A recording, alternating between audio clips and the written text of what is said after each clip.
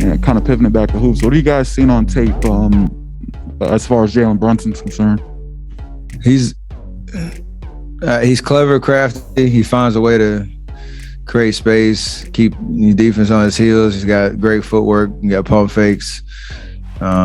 He's just very clever on that end of the floor, and it never seems like he gets in a bad way because he can always, pivot his way out, dribble his way out, find a lane to the basket. So, and he's playing with confidence. You got to find a way to take that away from him. And they do a pretty good job of giving each other space with that 5-out offense that requires you to have multiple efforts. So it's gonna be a lot of different guys guarding a lot of different people. New York has never been a city that gives away its respect. It doesn't matter how much money you make, how many highlights you post, or how many billboards carry your face above Times Square. New York watches, New York waits, and New York decides on its own terms whether you're real. For 26 years, the city watched its basketball team drift. The Knicks, the team that once carried Patrick Ewing, that once had all of New York holding its breath in the June heat, had become a franchise defined more by failure than by greatness. From 2000 to 2024, they won just 3 playoff series combined. The Garden, the most famous arena in the world, had become a place where stars came to underperform and fans came to suffer. And yet they kept coming back, because that's what New York does. It endures. Then a kid from New Jersey arrived and changed everything. Jalen Marquis Brunson was born in New Brunswick, New Jersey, and basketball wasn't something he chose so much as something he was born into. His father, Rick Brunson, was a professional basketball player, a backup guard, who carved out a career in the NBA through grit and intelligence rather than stardom. Rick didn't raise Jalen to chase fame. He raised him to understand the game, to respect it, to outwork everyone in the room. When Jalen was just 2 years old, he was already living inside the world of professional basketball. Rick had landed a spot with the New York Knicks during the 1998-99 season, the last Knicks team to reach the NBA Finals. And little Jalen was a regular in that locker room, bouncing a ball down the hallway, following his dad everywhere. Too young to understand the stakes, but old enough to absorb the culture. He didn't know it then, but he would one day finish what his father's team had started.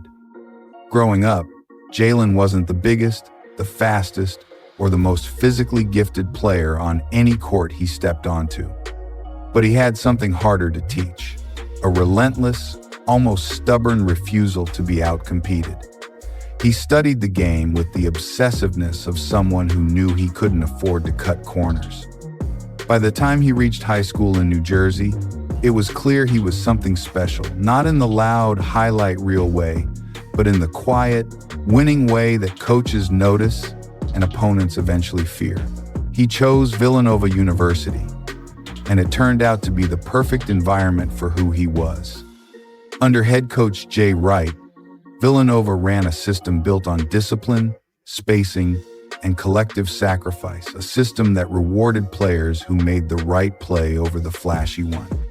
Brunson didn't just fit that mold, he became its greatest expression. In 2016, as a freshman, he helped the Wildcats win the NCAA National Championship. 2 years later, as a junior, he did it again, this time as the engine of the entire team, the undisputed leader, the guy the ball went to when it mattered most. He won the Naismith Award as the best player in college basketball. He was a 2-time national champion, and he had done it all without once making it about himself. Still, when the 2018 NBA draft arrived, nobody was lining up to hand Jalen Brunson a golden ticket. He was selected in the second round, 33rd overall by the Dallas Mavericks. In a league that worships athleticism and length, Brunson was undersized, unspectacular in the physical sense, and largely overlooked. Most second-round picks disappear. The league is merciless that way. But Brunson was not most second-round picks. In Dallas, he learned at the feet of greatness. Playing alongside Luka Doncic, one of the most gifted offensive players the game has ever seen, Brunson could have faded into the background, content to be a role player on a good team. Instead, he developed. He sharpened. He studied every detail of what it meant to create offense without great athleticism, to score in traffic, to command a pick and roll, to be the steadiest player in a storm.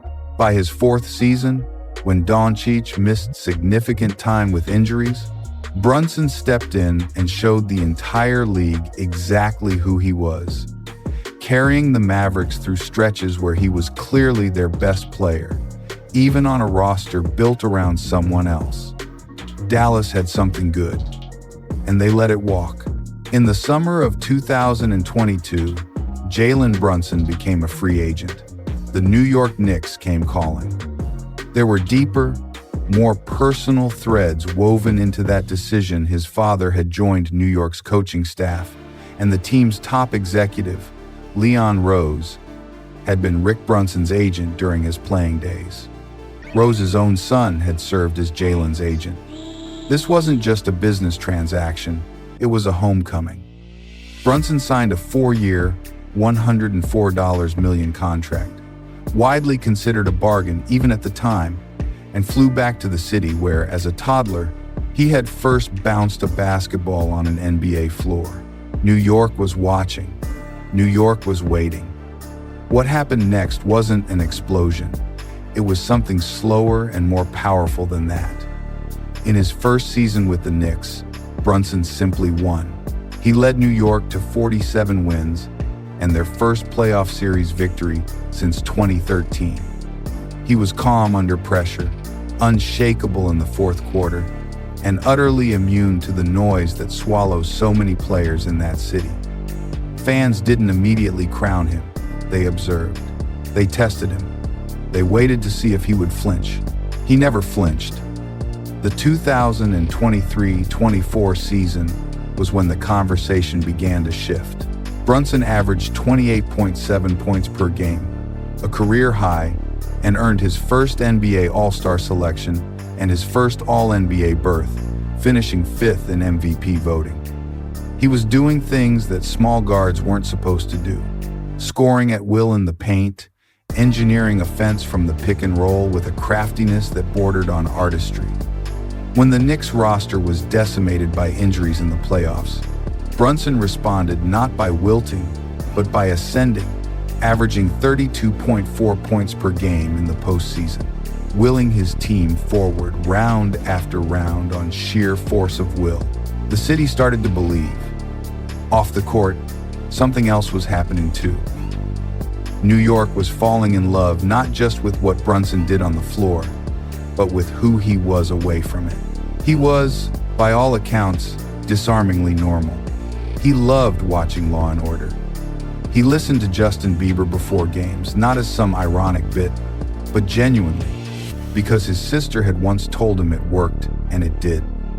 His bodega order was a peach Snapple, spicy sweet chili Doritos, and a toasted everything bagel with egg, cheese, hash browns, and spicy mayo. He brought his wife, his parents, and his sister on The Tonight Show.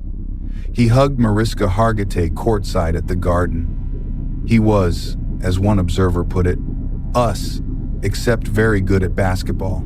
In August 2024, the Knicks made it official. They named Brunson team captain. To mark the occasion, the organization brought in Derek Jeter, the gold standard of New York sports captaincy, along with Giants legend Eli Manning and Rangers icon Mark Messier, to welcome Brunson into that lineage. It was not a ceremony anyone took lightly. New York gives away its respect to no one, and they were giving it fully, completely to Jalen Brunson. That same summer, after dramatically outperforming his initial contract, Brunson signed a 4-year extension worth $156.5 million, a deal that technically gave him the maximum he could earn at that moment, but came in more than $100 million below what he could have commanded had he waited another year. He left money on the table. He chose New York, chose the long game, chose the team over himself. In a league increasingly defined by player empowerment and leverage, it was a statement that landed differently. This was not a man chasing a check. This was a man trying to win. The 2024-25 season brought new tests and new heights. Brunson registered a career-high 7.3 assists per game, was named Clutch Player of the Year, and proved he had evolved from a scorer into a complete point guard. The Knicks fought through injury and adversity, and in the playoffs, Brunson once again became something elemental, arriving in the fourth quarter of tight games like a fact of nature, calm and inevitable.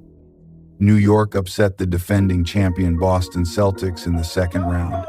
The Garden shook, the city erupted, and when the Knicks fell in the Eastern Conference Finals to Indiana, weakened by injuries to key players, Brunson walked off the floor having averaged 30.7 points per game in that series. It wasn't enough to win, but it was impossible not to see. He was coming back. He was always coming back. By the 2025-26 season, paired with Karl Anthony Towns and a remade roster, Brunson led the Knicks to the NBA Finals for the first time since 1999, the year his father played in that building. The year a 2-year-old boy bounced a ball down a championship locker room hallway and had no idea what it meant. He was named the most valuable player of the Eastern Conference Finals in a unanimous vote. The city that had watched and waited and tested and doubted had given Jalen Brunson something it gives to almost no one. It had made him its own. There is a version of this story where Jalen Brunson never becomes what he is, where the second-round pick fades, where the Dallas years produce nothing lasting, where New York, with all its weight and pressure and impatience, breaks him the way it has broken so many others. That version of the story exists, and it is the version that almost no one tells, because it is the version that didn't happen.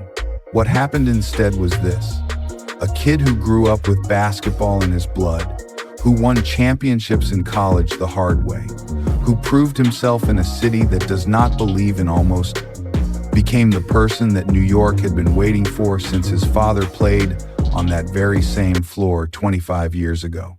New York has never been a city that gives away its respect, but when it gives it forever.